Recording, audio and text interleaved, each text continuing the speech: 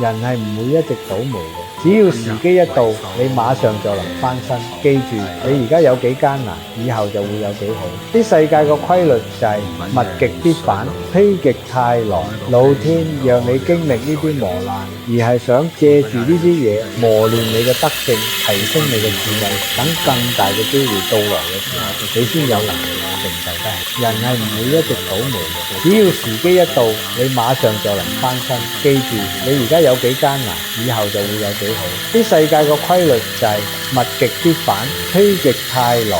老天讓你經歷呢啲磨難，而係想借住呢啲嘢磨練你嘅德性，提升你嘅智慧，等更大嘅機會到來嘅時候，你先有能力承受得起。人係唔會一直倒霉嘅，只要時機一到，你馬上就能翻身。記住，你而家有幾艱難，以後就會有幾好。啲世界個規律就係物極必反，否極泰來。